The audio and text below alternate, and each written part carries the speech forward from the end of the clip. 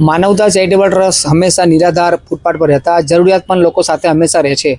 અને આજે મારી બાજુમાં બેઠેલા એક કાકા છે જે ઓટો રિક્ષા ચલાવે છે અને એમને શિક્ષાનો સાયલેન્સ રોટિંગ એના કારણે એમને દવાની બહુ જ જરૂરિયાત હતી. તો આપણે એમની દવા પણ કરાવડાવી અને એમની સાથે જ પૂછીશું કે એમને મારો કોન્ટેક્ટ કેવી રીતના થયો અને શું કહેશો હકીકત. શું નામ છે કાકા તમારું? મારું નામ હરીફભાઈ સબુરભાઈ મંસૂરી છે અને મને એક ભાઈએ કહ્યું હતું કે શકીલભાઈને જઈને મળો. તો શકીલભાઈને હું મળ્યો અને શકીલભાઈએ મને એમ્બ્યુલન્સમાં ભરૂચથી એમ્બ્યુલન્સ બોલાવી અને ભરૂચ એમ્બ્યુલન્સમાં લઈ જઈ અને પ્રાઇવેટ હોસ્પિટલમાં મને આ સારવાર કરાવડાવી અને ઓપરેશન કરાવડાવ્યું છે. અને નડિયાદની અંદર મને હાથ કાપવાનું કહ્યું હતું અને રોજનો કે 3000 રૂપિયા ખર્ચો થશે. મારી પાસે પૈસા છે નહીં, મારા નાના નાના છોકરાઓ છે અને આમના શકીલભાઈએ મને મદદ કરી. અમદાવાદમાં 12 દિવસ રહ્યો પણ અમદાવાદવાળાએ બધું મને આ ચામડી બામડી બધું કાઢી નાખ્યું હતું. અને તે છતાંય મને આખરે શકીલભાઈનું મને એક ભાઈએ નંબર આપ્યો હતો. મેં એમને ફોન કર્યો, હું એમના આશ્રમ પર આવ્યો, એમના આશ્રમ પર રહ્યો અને પછી એમણે ભરૂચથી એમ્બ્યુલન્સ બોલાવી અને મને ભરૂચ પ્રાઇવેટમાં દાખલ કર્યો અને પ્રાઇવેટમાં હું 13 દિવસ રહ્યો. 13 દિવસ પછી મને અત્યારે સારું છે. ત્યાં મારે 1 રૂપિયો પણ ખર્ચો નહીં થયો. જમવાનું બમવાનું બધું નહીં હોસ્પિટલમાંથી મળતું હતું અને એમની સારી સારવાર છે અને બધી રીતે સારું છે. અમને મદદ બી કરે છે અને મદદ કરતા રહેશે. આમની જે પણ અમે ટ્રીટમેન્ટ કરી કોઈની પાસેથી અમે કોઈ પણ રૂપિયો માગ્યો નથી અને કોઈને આપણે અગાઉ પણ વિડીયો અમે નહોતો બનાવ્યો એમને કે એમને આશરા ઓપરેશનની જરૂર છે કે એમને દવાની જરૂર છે, એવો કોઈ અમે વિડીયો બનાવ્યો નહોતો અગાઉ. અને એમની ઈચ્છા હતી કે શકીલભાઈ હું વિડીયોમાં તમે વિડીયો જે બનાવો છો એની અંદર આપણે વિડીયો બનાવીએ અને લોકોને મેસેજ આપીએ. તમે કહું કંઈ વાંધો નહીં. આ જે ખર્ચો આપણે જે કર્યો ને એની અંદરથી અમે કોઈની પાસે માગ્યા નથી, કોઈ આલ્યા નથી. અમે જે જમવાનું બનાવીએ છીએ, જે અમે મેનેજમેન્ટ કરીએ છીએ એની અંદર જે અમારી બચત થતી હોય છે તેનાથી અમારા ડૉક્ટર સાહેબ જોડે વાત, અમારે ત્યાં આગળ છે એમની જોડે વાતચીત કરી અને અમે ટોટલી ખર્ચો જે કર્યો એમની પાસે 1 પણ રૂપિયો અમે લીધો નથી.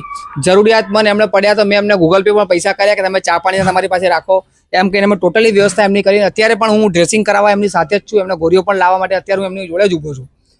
તો આ અમારું કામ છે કે નિરાધાર ફૂટપાથ પર રહેતા લોકોની અમે વ્યવસ્થા કરીએ છીએ. એમને આણંદની અંદર, નડિયાદની અંદર ડૉક્ટરે એવું કીધું કે તમારે હાથ કાપવું પડશે, આટલો ખર્ચો થશે, આટલો ખર્ચો થશે. મને રેફરન્સ મળ્યો એક પાર્ટીનો, મને કે આવી રીતના એમને જરૂરિયાત છે તો એમને આપણે તરત ઊભા કરી દીધા. અને એમના 2 છોકરા છે, દારૂલુમાં મદ્રસામાં જાય છે અને રિક્ષા ચલાવે છે. રિક્ષાની એક કહાની એક એવી કહું કે હું પણ રિક્ષા ચલાવતો હતો. મને ખબર છે કે રિક્ષાની અંદર જીવન કેમનું ગુજરે, કેમ કે તમે ખાલી તમારું પોતાનું ગુજરાન ચલાવી શકો, કદાચ બહુ જોર મારો છોકરા ભણાવી શકો, તમે કોઈ બચત ના કરી શકો. આ રિક્ષાનો એક ધંધો એવો છે કે તમે ખાલી ફક્ત ને ફક્ત તમારું ઘરનું પૂરું કરી શકો. આ રિક્ષાની કહાની છે અને રિક્ષા ચલાવતા હતા અને અમને સ્ટેજ સુધી એમના સાથે અમે રહીશું. જ્યાં બી જરૂર પડશે ત્યાં અમે એમની સાથે રહીશું. તો આ જ અમારું કામ છે. તમારી પણ આસપાસ આવા કોઈ જરૂરિયાતમંદ હોય તો અમારાથી થતી અમે એમને હેલ્પ કરીશું. અને તમે કોઈ એમના માટે કે જે જરૂરિયાતમંદ લોકોની અમે સેવા કરીએ છીએ તમે હાલવા માંગતા હોય તો તમે અમને સપોર્ટ કરજો અને ફોન કરજો. શું કહેવું કાકા, તમને કેવું લાગ્યું? એકદમ મને બહુ સારું લાગ્યું. અને બીજું કે હવે 90 દિવસ સુધી મને આ શકીલભાઈ ડ્રેસિંગ કરાવવાના છે અને 90 દિવસ પછી ત્યાં પાછા મને ત્યાં પ્રાઇવેટમાં ડૉક્ટરોએ બોલાવ્યા છે અને પછી પ્લાસ્ટિક સર્જરી કરાવડાવવાના છે.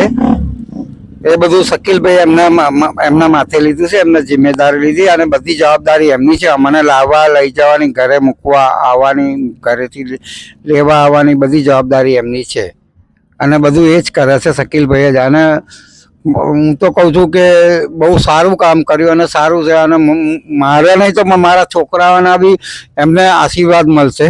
તમે ક્યાં રહો છો? આણંદમાં કઈ? દુઆ હિના પાર્કમાં, આણંદ ઇસ્માઇલનગરની પાછળ હિના પાર્કમાં હું રહું છું. તમને રેફરન્સ કોણ આલ્યું? શું નામ બામ કશું ખબર છે કોણ આલ્યું? ના, અમારા એક ભાઈ રિક્ષાવાળા ભાઈ હતા, એમણે નંબર આપ્યો હતો.